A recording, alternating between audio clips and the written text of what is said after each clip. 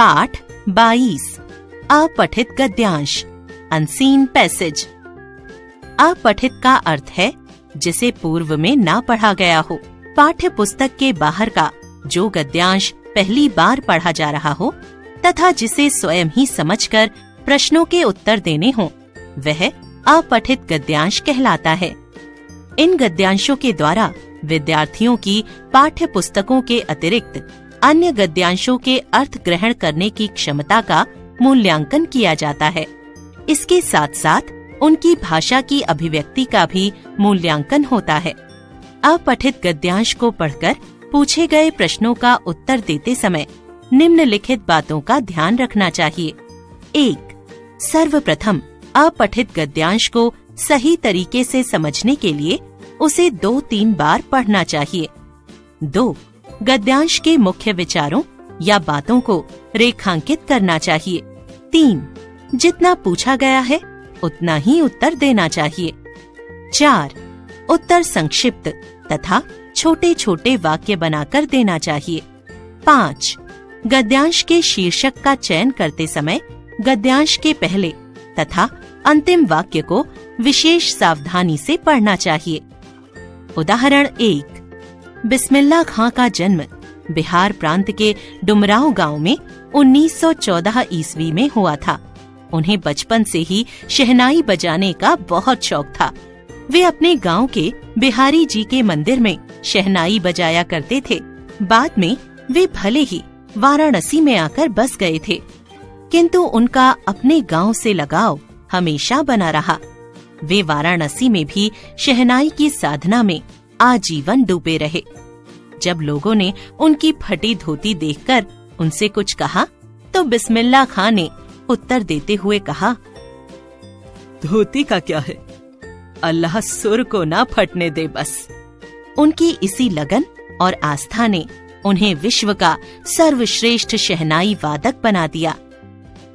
दिए गए गद्यांश को पढ़कर निम्नलिखित प्रश्नों के उत्तर दीजिए। क. बिस्मिल्लाह खां का जन्म कब तथा कहाँ हुआ था? ख. बिस्मिल्लाह खां को बचपन से ही किस चीज का शौक था? ग. बिस्मिल्लाह खां का डुमराव से क्या संबंध रहा? घ. लोगों की शिकायत सुनकर बिस्मिल्लाह खां ने क्या उत्तर दिया था? अड़. गद्यांश का उपयुक्त शीर्षक लिखिए। उत्तर: क. बिस्मिल्लाह खां का जन्म बिहार प्रांत के डुमराव गांव में 1914 ईस्वी में हुआ था। ख. बिस्मिल्लाह खां को बचपन से ही शहनाई बजाने का बहुत शौक था। ग. डुमराव बिस्मिल्लाह खां की जन्मभूमि थी, जहां रहकर उन्होंने बिहारी जी के मंदिर में शहनाई बजाने का अभ्यास किया था। घ. लोगों की बात सुनकर बिस्मिल्लाह खां ने उत्तर दिया था कि धोती भले ही फट जाए, किंतु स्वर नहीं फटना चाहिए। अड़. शीर्षक: शहनाई वादक बिस्मिल्लाह खां। उदाहरण 2. एक युवक का दूसरे युवक को राह दिखाना ठीक उसी प्रकार है जिस प्रकार एक अंधा दूसरे अंधे को राह बताए। वे दोनों गड्ढे में गिरेंगे। वही एक विश्वस्त मार्गदर्शक बन सकता है जो कई बार उस रास्ते को तय कर चुका है जिस पर तुम चलना चाहते हो। मैं वैसा ही मार्गदर्शक बनना चाहता हूँ जो समस्त रास्तों पर चल चुका है और अंत में तुम्हें सर्वश्रेष्ठ मार्ग बता सकता है।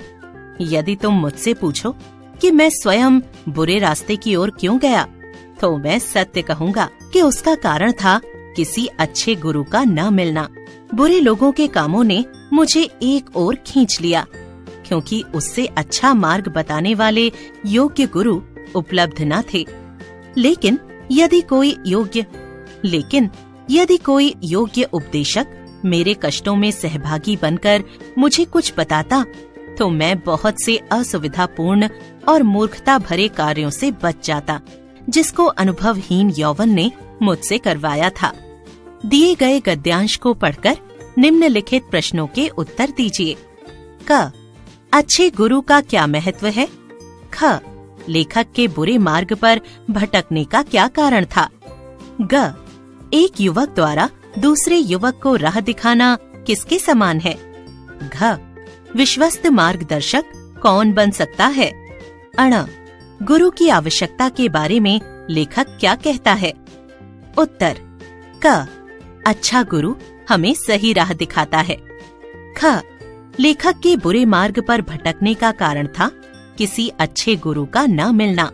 ग एक युवक का दूसरे युवक को राह दिखाना ठीक उसी प्रकार है जिस प्रकार एक अंधा दूसरे अंधे को राह बताए। घ जो जीवन के सभी रास्तों पर चल चुका हो और जिसमें भले बुरे का विवेक हो, वही व्यक्ति किसी का विश्वस्त मार्गदर्शक बन सकता है।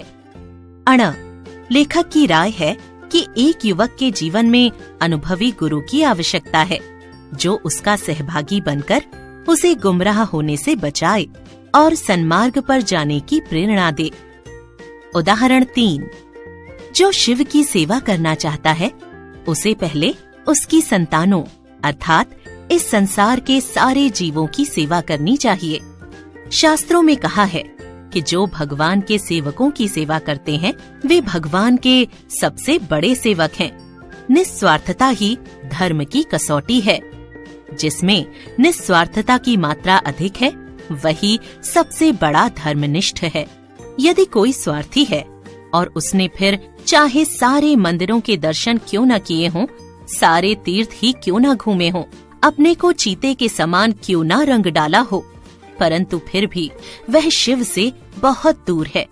जो शिव को दीनहीन में, दुर्बल में और रोगी में देखता है वही वास्तव में शिव की सच्ची उपासना करता है, और जो शिव को केवल मूर्ति में देखता है उसकी उपासना तो केवल प्रारंभिक है। दिए गए गद्यांश को पढ़कर निम्नलिखित प्रश्नों के उत्तर दीजिए। क शिव की सेवा करने वाले का सर्वप्रथम कर्तव्य क्या है? ख शास्त्रों में क्या कहा गया है? ग किस व्यक्ति को शिव भक्त नहीं कहा जा सकता? घ शिव की सच्ची उपासना वास्तव में कौन करता है? अण गद्यांश का उपयुक्त शीर्षक लिखिए। उत्तर क शिव की सेवा की इच्छा रखने वाले व्यक्ति को सबसे पहले संसार के समस्त जीवों की सेवा करनी चाहिए। ख शास्त्रों में कहा गया है कि जो व्यक्ति भगवान के सेवकों की सेवा करता है वही भगवान का सबसे बड़ा सेवक है। ग जो व्यक्ति स्वार्थी है तथा जो दीनहीन, दुर्बल और रोगी में शिव को नहीं देखता उसे शिव भक्त नहीं कहा जा सकता। घ जो दीनहीन में, दुर्बल में और रोगी में शिव को देखता है वही वास्तव में शिव की सच्ची उपासना करता है। अण शीर्षक सच्ची शिव भक्ति। उदाहरण 4। स्वच्छता मनुष्य के संतुलित विकास के लिए परम आवश्यक है। वैदिक ग्रंथों में भी स्वच्छता का बहुत व्यापक अर्थ बतलाया गया है। शरीर, मन, वचन और कर्म सबकी शुद्धता। वास्तव में इन सभी स्वच्छता से हमारा जीवन और समाज स्वस्थ, सुंदर एवं आदर्श बन सकता है। यदि हम शारीरिक स्वच्छता की बात करें तो उसका भी एक व्यापक अर्थ है।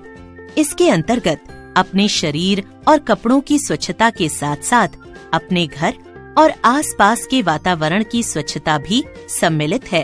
अस्वच्छता वास्तव में अनेक रोगों की जननी है। इसके लिए स्वच्छता संबंधी ज्ञान का प्रसार आवश्यक है तथा इसका प्रारंभ हम विद्यालयी स्तर से कर सकते हैं।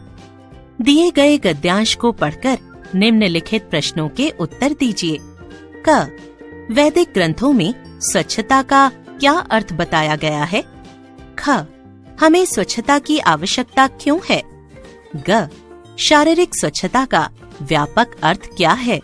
घ अस्वच्छता वास्तव में क्या है? अण प्रस्तुत गद्यांश का उपयुक्त शीर्षक बताइए।